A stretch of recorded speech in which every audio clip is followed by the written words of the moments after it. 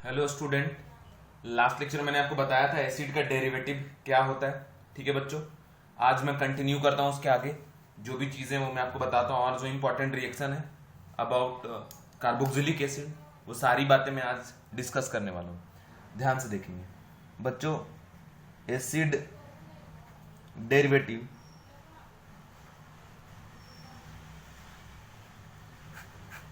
Derivatives में से बताया था मैंने कि आर सी ओ ओ एच में से ओ एच आप निकाल के यहाँ पे ग्रुप ऐड कर दो तो बन जाएगा R C double bond O G. इसको हम क्या बोलते हैं? एसिड का डेरिवेटिव, जिसमें से आपको पढ़ना है इसमें बच्चों कि R C double bond O X, इसको हम लोग एसिड हैलाइड बुलाते हैं। सेकेंड है R C double bond O C double bond O R dash, इसको बच्चों हम लोग एनहाइड्राइड बुलाते हैं। थर्ड मैंने आपको बताया था R C double bond O R dash, इसको हम लोग ईस्टर बुलाते हैं बच्चों। और फोर्थ है R C double bond O NH2, इसे हम लोग अमाइड से बुलाते हैं। मतलब ये amide, Easter, anhydride and this is one acid halide. ठीक है बच्चों, अब मैं आपको प्रिपरेशन बताता हूं कि हम लोग कैसे इन्हें प्रिपेयर करते हैं एक एक बार। ठीक है, हेडिंग लिखेंगे प्रिपरेशन।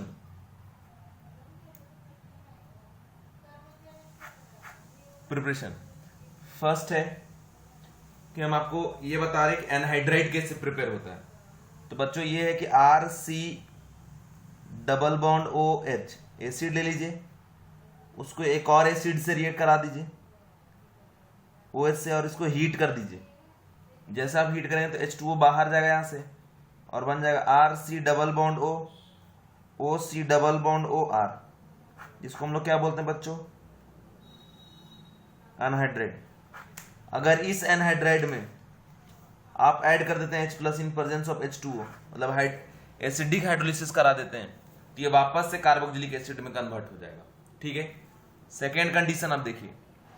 सेकेंड कंडीशन है, सेकेंड रिएक्शन है कि अगर आप कार्बोक्सिलिक एसिड लेते हैं R C double bond O H और इसका रिएक्शन आप कराते हैं PX3 से या फिर PX5 से, तो यहां से बन जाएगा R C double bond O X, मतलब ये बन गया एसिड हैलाइड। अगर इस एसिड हैलाइड में हाइड्रोलिसिस करा देते हैं, एसिडिक हाइड्रोलिसिस, तो ये वापस से कार्बोक्सिलिक एसिड में कन्वर्ट हो जाएगा बच्चों। ठीक है, ये कंडीशन आप ध्यान रखें कि वापस से ये कार्बोक्सिलिक एसिड में कन्वर्ट हो गया। ठीक है, नेक्स्ट कंडीशन मैं आपको दिखाता हूं। थर्ड है, थर्ड में आप देखिए कि कैसे आखिर ईस्टर बनाया जाता है। तो कंडीशन ये है कि R C double bond O H में अगर आप अल्कोहल से रिएक्शन कराते हैं आर डैश ओ एच के साथ और एक हीट कर दिए, या हीट नहीं भी कहते, यहाँ से H2O बाहर निकल जाएगा और बन जाता है R C double bond O R dash, ester बन गया। और ईस्टर में अगर आप करा दिए बच्चों हाइड्रोलिसिस, एसिडिक हाइड्रोलिसिस, तो ये जो ईस्टर है जैसे ही इसकी आप हाइड्रोलिसिस कराएंगे ये वापस से कार्बोक्सिलिक एसिड में कन्वर्ट हो जाएगा। लास्ट फोर्थ देखिए बच्चों कि अमाइड कैसे बनता है। R C double bond O H का अगर आप NH3 ऐड कर देते हैं तो यहां से बन जाता है R C double bond O NH2, and अगर आप करा दिए इसका हाइड्रोलिसिस तो ये वापस से एसिड में कन्वर्ट हो जाएगा। तो यहां तक मैंने आपको बताया कि कैसे आप प्रिपेयर करते हैं एसिड का डेरिवेटिव, और अगर एसिड के डेरिवेटिव से वापस आपको कार्बोक्सिलिक एसिड चाहिए तो आपको क्या करना है ये भी मैंने बताया। ठीक है बच्चों, अब एक जो रिएक्शन है बहुत पॉपुलर रिएक्शन है जो कि जो भी एसिड के डेरिवेटिव्स हैं वो शो करते हैं। रिएक्शन का नाम है SN2TH रिएक्शन। इस रिएक्शन का जिक्र मैं पहले भी कर चुका हूं। जब आपको ग्रिग्नार्ड रिएजेंट पढ़ाया था तो वहां पे इस रिएक्शन का मैं जिक्र कर चुका हूं, बताया था कि ऐसा रिएक्शन जो SN2 मैकेनिज्म को फॉलो करे बट बीच में एक इंटरमीडिएट बनेगा जो टेट्राहेड्रल होगा। इंटरमीडिएट के टेट्राहेड्रल नेचर के वजह से हम यहाँ पे SN2TH नाम दे रहे हैं इस रिएक्शन का, SN2TH रिएक्शन। ठीक है, अगर टेट्राहेड्रल नहीं होता तो हम यहाँ पे TH नाम नहीं देते, क्योंकि ये रिएक्शन एसिड के डेरिवेटिव शो करते हैं इस वजह से बच्चों मैं अभी ये रिएक्शन पढ़ा रहा हूं वापस से। इसमें कंडीशन ये है कि RC डबल बॉन्ड O और ये G, ठीक है, RC डबल बॉन्ड O और G। अब देखिए इसके बाद इस स्टेप में न्यूक्लियोफाइल इंट्रोड्यूस करते हैं, जो कि ये एक स्लो स्टेप है, और स्लो स्टेप ही होता है कि आपका RDS, rate determining step. Nucleophile यहाँ अटैक करेगा तो ये पाई बॉन्ड ब्रेक होगा, यहाँ बन गया RCO माइनस, इधर ये G बच्चों और इधर ये न्यूक्लियोफाइल, ठीक है। ये है इंटरमीडिएट जो कि टेट्राहेड्रल है। इसी टेट्राहेड्रल नेचर के वजह से यहाँ पे हम लोग TH वर्ड का यूज कर रहे हैं और SN2 मैकेनिज्म को फॉलो कर रहे हैं, इसलिए इसका नाम पड़ा SN2TH। अभी क्या होता है बच्चों कि नेक्स्ट स्टेप में, जो कि एक फास्ट स्टेप है, ये जब रीअटैक करेगा तो ये जो ग्रुप है वो लीव कर जाएगा, तो यहाँ पे जाएगा RC double bond O NH2, चूंकि सॉरी न्यूक्लियोफाइल, चूंकि फास्ट स्टेप में G बाहर जा रहा है तो इसके लिविंग एबिलिटी पे रेट ऑफ रिएक्शन डिपेंड नहीं करेगा। जैसे कभी अमाइड रहेगा तो NH2 बाहर निकलेगा, एसिड हैलाइड रहेगा तो हैलाइड बाहर निकलेगा, एनहाइड्राइड रहेगा तो उसका एक पोर्शन बाहर निकलेगा, ईस्टर रहेगा तो OR डैश बाहर निकलेगा, ठीक है। तो ये सब जो निकल रहे, जो लीव कर रहे, वो फास्ट स्टेप में लीव कर रहे, इसी वजह से इनके लिविंग एबिलिटी से रेट ऑफ रिएक्शन पे कोई फर्क पड़ने वाला नहीं है, ठीक है। Living ability not affect the rate of reaction because leaving group live in fast step, ठीक है। तो अब किस बात पे रेट ऑफ रिएक्शन डिपेंड करता है? तो इस बात पे डिपेंड करेगा कि न्यूक्लियोफाइल कितना फास्ट इस पर अटैक कर रहा है, क्योंकि ये स्लो स्टेप में इंट्रोड्यूस हो रहा है और ये रिएक्शन यहां जितना कम टाइम में कंप्लीट होगा, रेट ऑफ रिएक्शन क्या उतना ही ज्यादा। अब ये यहाँ पे अटैक कितना फास्ट करेगा, ये किस बात पे डिपेंड करता है? एक तो न्यूक्लियोफाइल के ऊपर और दूसरा इस बात के ऊपर कि इस कार्बोनिल कार्बन के ऊपर कितना ज्यादा मैग्नीट्यूड ऑफ पॉजिटिव चार्ज है। जितना ज्यादा मैग्नीट्यूड ऑफ पॉजिटिव चार्ज होगा, इसका इधर इंटरेक्शन क्या होगा उतना ही ज्यादा। समझ में आया? यहाँ पे मैग्नीट्यूड ऑफ पॉजिटिव चार्ज जितना जनरेट होगा, न्यूक्लियोफाइल उतना इजीली यहाँ पे अटैक करेगा, क्योंकि न्यूक्लियोफाइल क्या होता है? Nucleus loving, positive charge loving, इस वजह से। तो यहां से हम लोग क्या लिखेंगे कि rate of reaction directly proportional to amount of positive charge at carbon double bond O group.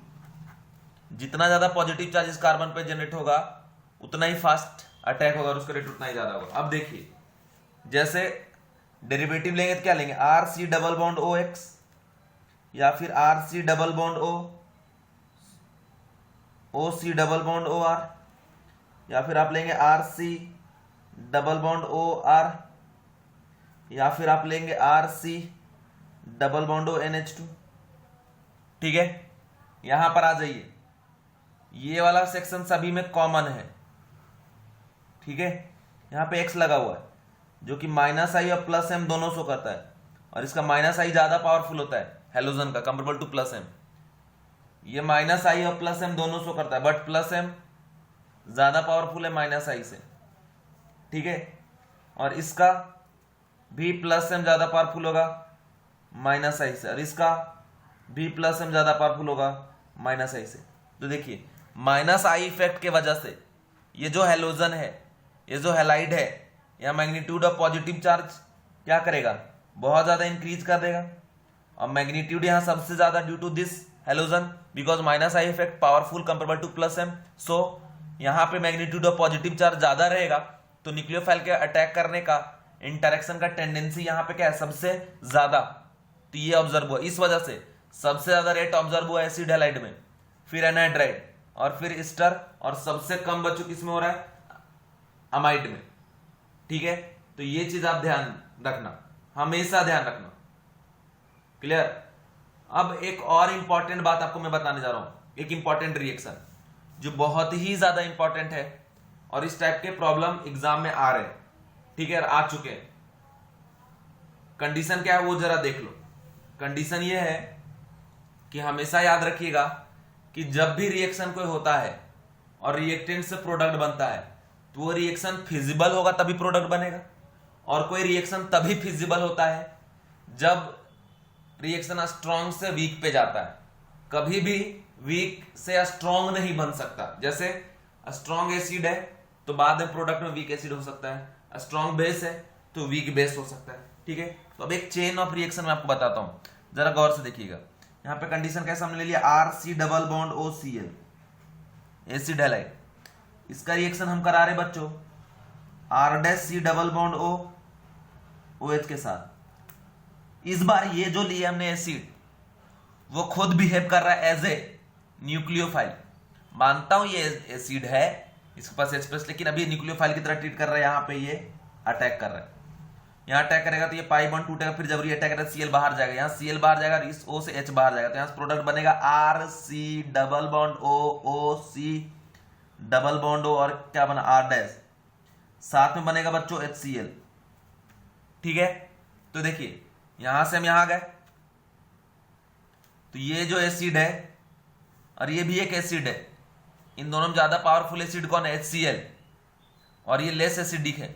लेकिन अभी ये यहां पे एसिड की तरह तो ट्रीट नहीं कर रहा है, किसकी तरह बिहेव कर रहा है, न्यूक्लियोफाइल, मतलब आप कह सकते हैं बेस की तरह, क्योंकि ऑक्सीजन का लोन पर इन्वॉल्व है, H+ तो इन्वॉल्व है नहीं, तो बेस की तरह ट्रीट कर रहा है। ये भी अगर मान लो इसको भी आप बेस बना के ट्रीट करते हैं तो जो ज्यादा एसिडिक होगा उसका बेसिक नेचर क्या हो, कम। तो इन दोनों में ज्यादा बेसिक कौन हुआ, ये RCOH हुआ बेसिक ज्यादा, कंपेरेबल टू क्या आपका HCl। तो यहां पे क्या हुआ, स्ट्रॉन्ग से हम कहां जा रहे, वीक, तो रिएक्शन आगे प्रोसीड करेगा, लेकिन कभी भी ये रिएक्शन बैकवर्ड नहीं जाएगा। मतलब ये इस HCl से कंबाइन करके ये बैकवर्ड डायरेक्शन में नहीं जा सकता। रीजन क्या है कि as a base this HCl is weaker than this, और कभी भी वीक से स्ट्रॉन्ग पे नहीं जाएगा रिएक्शन। इसके बाद देखिए बच्चों, इसके बाद अगर इसका रिएक्शन आप कराते हैं R'-OH के साथ, अल्कोहल के साथ, ये यहां पे अटैक कर देगा, फिर ये टूटेगा, फिर जब ये अटैक करेगा यहां से ये बॉन्ड टूट जाएगा, तो बन जाएगा क्या, RC double bond O OR', और साथ में बन गया R' double bond O OH। एक एसिड बन गया और दूसरा क्या बन गया, ईस्टर। ठीक है, अब यहां पे देखिए ये भी बेस है और ये भी बेस है, बट इससे ज्यादा बेसिक हुआ ये, बिकॉज एसिडिक नेचर अल्कोहल का कार्बोक्सिलिक से क्या होता है, कम, एसिडिक नेचर कम तो बेसिक नेचर क्या ज्यादा, तो इसीलिए यहां से आना पॉसिबल है, बट कभी भी यहां से हम यहां नहीं जा सकते। इसके बाद एक और कंडीशन आप देख लीजिए कि अगर आप रिएक्शन कराते हैं NH3 का, ठीक है, इसके साथ, ठीक है, तो ये यहां पे, सॉरी इसके साथ नहीं, इसके साथ, ईस्टर के साथ, तो ये यहां पे जब अटैक करेगा, क्योंकि डेरिवेटिव से करा रहे हैं, तो यहां से टूटेगा, तो बन जाएगा RC double bond O NH2 और plus R' double dash OH। Alcohol बन रहा है और ये अमाइड बन रहा है, तो अल्कोहल का बेसिक नेचर NH3 से क्या हो, कम। तो ये मतलब रिएक्शन है कि एसिड हैलाइड से आप बनाए एनहाइड्राइड, एनहाइड्राइड से ईस्टर, ईस्टर से अमाइड, कभी भी ये रिएक्शन बैकवर्ड डायरेक्शन में नहीं जा सकता। मतलब अमाइड से आप ईस्टर, ईस्टर से आप एनहाइड्राइड, और एनहाइड्राइड से आप एसिड हैलाइड पे नहीं जा सकते। इस बात का आप ध्यान रखना, ठीक है। तो लिख लेना एक पॉइंट बना के यहाँ पे कि the reaction sequence can go from left to right, the reaction sequence can go from left to right but not from right to left because basic nature of NH3 greater than R'-OH double dash और R'-C double bond O OH और HCl। ये है basic nature का trend, मतलब Kb का value, इसका Kb ज्यादा उसका बेसिक नेचर भी क्या होता है, ज्यादा। ठीक है, समझ गए क्या, ये बात याद रखना। अब देखिए एक प्रॉब्लम दे रहा हूं यहां पे, प्रॉब्लम है, क्वेश्चन है कि which are not possible reaction, which are not possible reaction.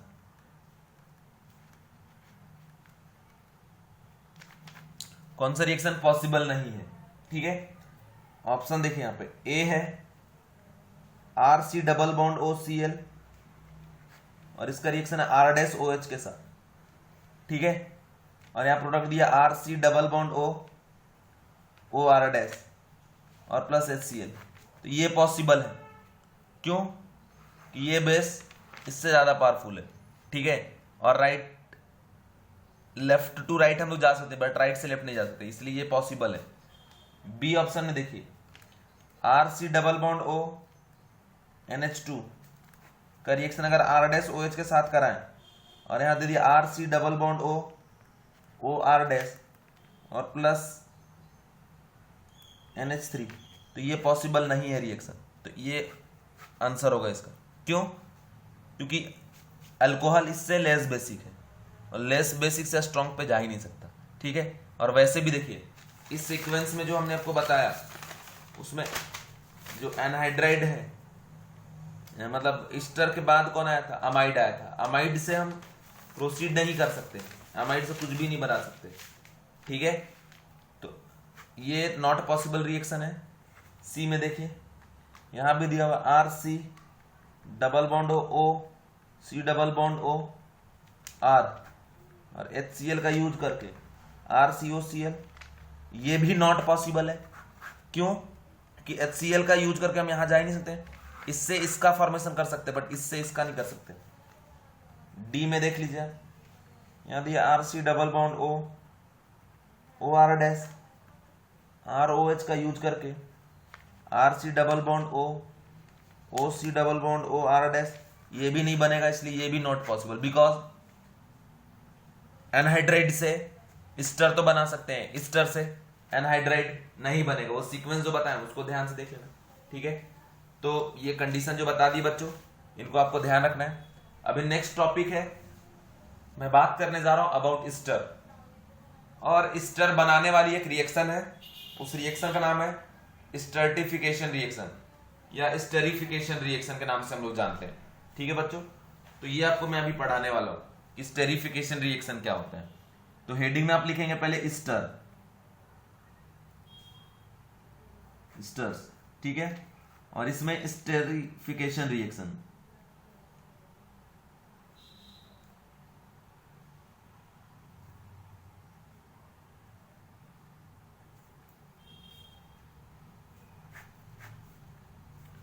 Esterification reaction. अब देखिए यहां पे क्या होता है कि अगर हम ले लिया RCOH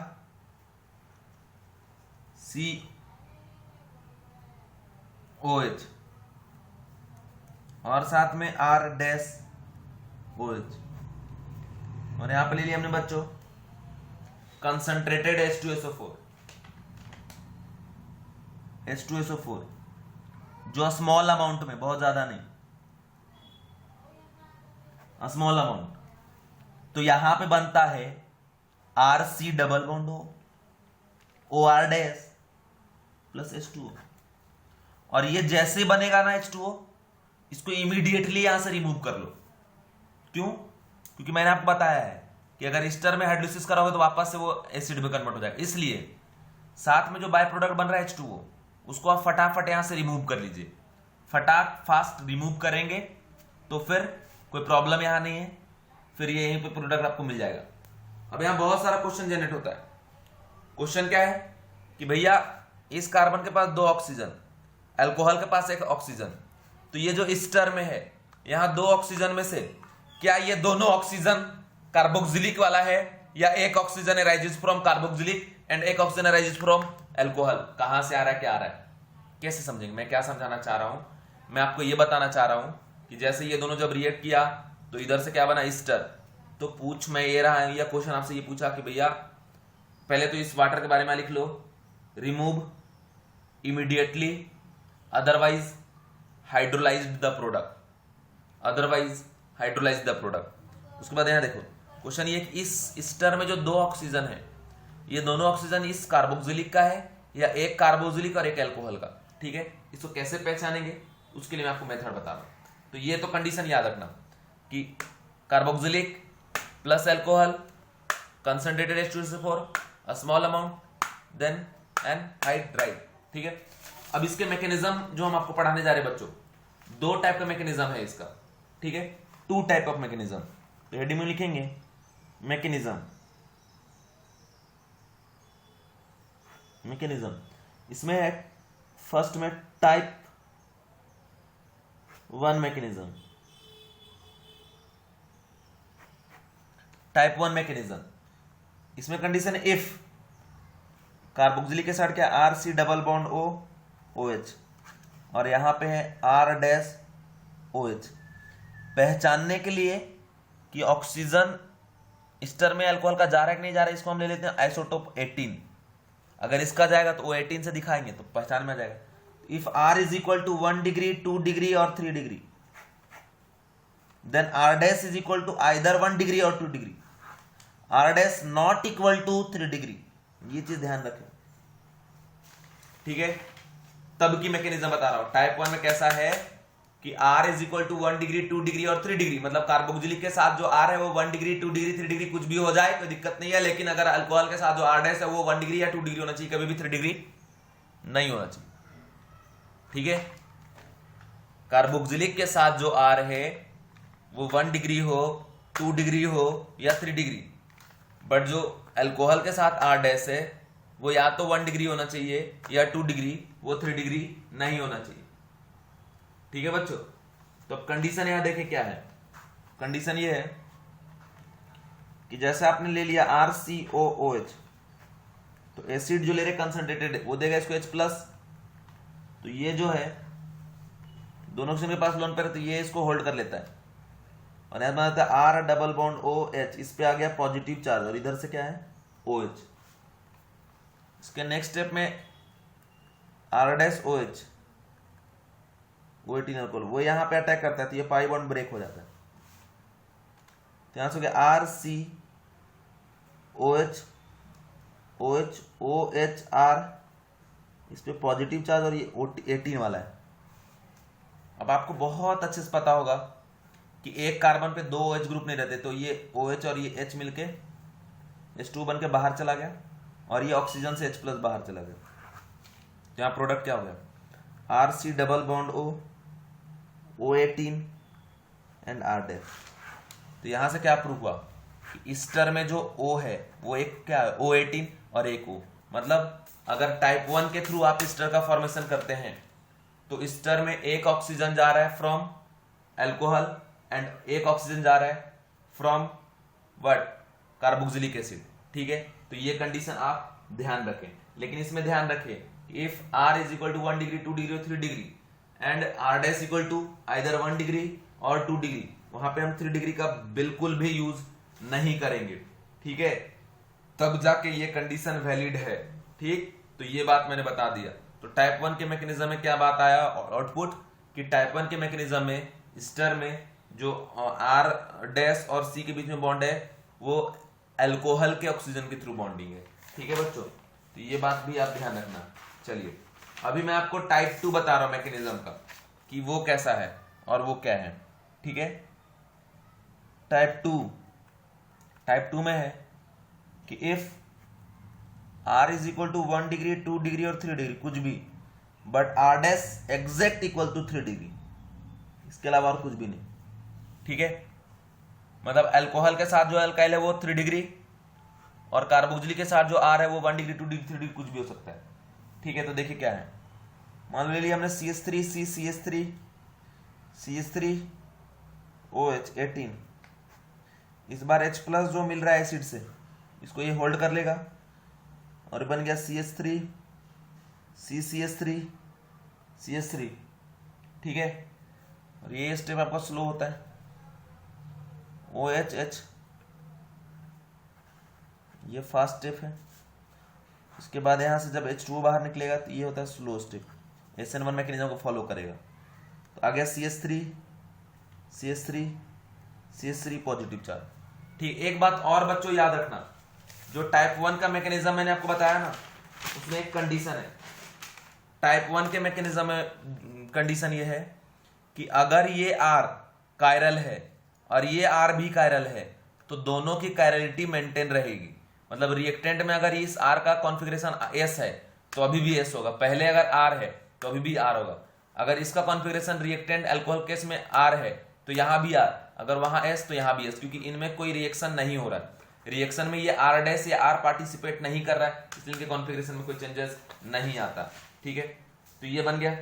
इसके बाद कैसा बच्चों, हम ले लिए RC double bond O OH, ये अब यहाँ पे अटैक कर देगा। ठीक है, तो बन जाएगा CH3 CCH3 CH3 OC double bond O R H positive charge. Next step में H प्लस यहाँ से बाहर चला गया तो बन गया CH3 CCH3 CH3 OC double bond O और ये हो गया R, बन गया एस्टर। इसमें एक बात है कि ये जो अल्कोहल के साइड R है उसमें कार्बोकैटायन बना था, लेकिन इधर वाले R पे कोई चेंजेस नहीं आ रहा है। तो ये बात याद रखें कि अल्कोहल वाले साइड में प्लस माइनस दोनों बनेगा। ठीक है, अगर कायरल है तो R भी बनेगा उसके रिस्पेक्ट में और S भी बनेगा, लेकिन जो कार्बोक्सिलिक वाला अल्काइल है उसमें कोई चेंजेस आने वाला नहीं है। बच्चों ये बात भी आप ध्यान रखना। अभी मैं आपको बताने जा रहा हूं एग्जांपल ऑफ स्टेरिफिकेशन। ठीक है, स्टेरिफिकेशन का एग्जांपल। इस एग्जांपल में आपको पहले ये पहचानना है कि टाइप 1 को फॉलो कर रहा है या टाइप 2 को फॉलो कर रहा है। पहचानने के बाद फिर बच्चों आपको उसका प्रोडक्ट ही बताना है। ठीक है, तो लिखेंगे हेडिंग में एग्जांपल ऑफ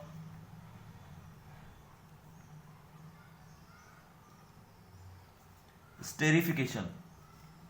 फर्स्ट प्रॉब्लम है CH3C double bond O OH और plus CH3 CH2 OH O18 है इसमें और कंसंट्रेटेड H2SO4 है। तो देखिए कौन सा है, टाइप 1 या टाइप 2। देखिए ये अल्कोहल के साथ R कैसा है, प्राइमरी है, तो ये कौन सा हो गया आपका टाइप 1, क्योंकि टाइप 2 में तो ये कंपलसरी कैसा होना है, टर्सरी। अब कुछ नहीं, टाइप 1 में अल्कोहल का ऑक्सीजन इस टर्म इन्वॉल्व होता है। प्रोडक्ट क्या हो जाएगा CH3 C double bond O18 CH2 CH3, ये प्रोडक्ट हो गया। ठीक है, सेकेंड प्रॉब्लम में देखिए ऐसा दिया CH3 C double bond OH MECHD। ठीक है, OH O18 वाला और फिर से यहाँ पे कंसंट्रेटेड H2SO4।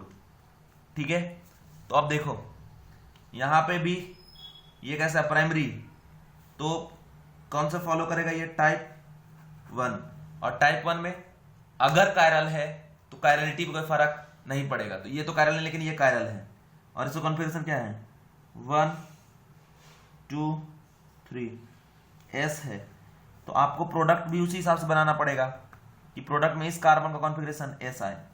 तो CH3 C double bond O है ना, O18 C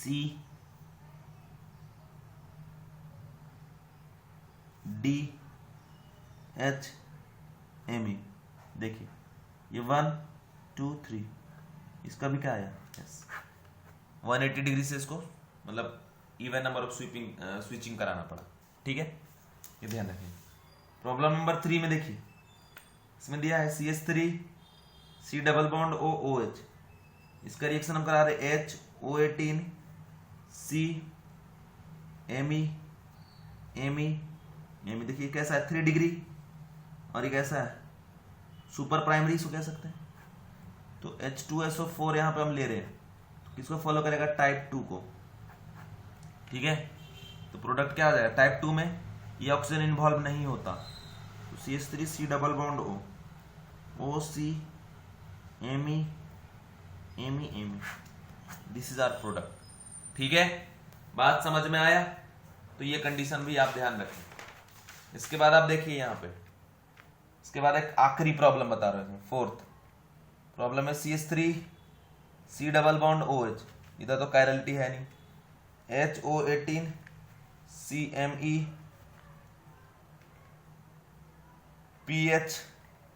तो देखिए ये कायरल है, तो कायरलिटी इसका स्टिल क्या रहेगा, मेंटेन। हम यूज करें कंसंट्रेटेड H2SO4। ठीक है, तो आपको पता होगा कि अगर ये कायरल है तो इसका प्लस माइनस का मिक्सचर बनेगा इसके अराउंड, क्योंकि यहाँ पे कार्बोकेटाइन बनता है इस वजह से। प्रोडक्ट बनेगा CH3 C डबल बॉन्ड और इसका ऑक्सीजन इन्वॉल्व नहीं होगा, O CMe PH ET और plus CH3 C double bond O CET Me PH। ये हमारा प्रोडक्ट है, ठीक है। तो ये सारा कंडीशन मैंने आपको पढ़ा दिया। नेक्स्ट लेक्चर और इसके बाद जो आखिरी लेक्चर है कार्बोक्सिलिक का वो मैं पढ़ाऊंगा, ठीक है बच्चों। 4th नंबर का लेक्चर वो मैं अपलोड कर रहा हूँ थोड़ी देर में, ठीक है। चलिए, कंडीशन ये है कि आप स्टेट बोर्ड के क्वेश्चन सॉल्व करिए, उसमें जो ऑब्जेक्टिव प्रॉब्लम है उसको सॉल्व करिए। तो ऐसा कैसा होगा बच्चों, साथ ही साथ आपका बोर्ड्स का भी प्रिपरेशन हो जाएगा। ऐसा मत छोड़ो कि बाद में करेंगे यार, अभी साथ में करते जाओ, ठीक है। जैसे आज कार्बोक्सिलिक फिनिश हो रहा है, तो अब कार्बोक्सिलिक एसिड से रिलेटेड जो भी स्टेट बोर्ड में प्रॉब्लम है उस प्रॉब्लम को सॉल्व करिए, ठीक है। एक एक कंडीशन को उसमें देखिए, लिखने की कोशिश करिए, कोई दिक्कत आए तो कॉल करिए, पूछिए, ठीक है। लेकिन एक एक प्रॉब्लम सॉल्व करिए, उसके भी आखिर ऑब्जेक्टिव है वो आप सॉल्व करेंगे तो आपको बाद में काम आएगा। तो प्रॉब्लम सॉल्व करते जाना है, ठीक है, छोड़ना नहीं है। एक एक प्रॉब्लम सॉल्व करिए स्टेट बोर्ड का। Thank you.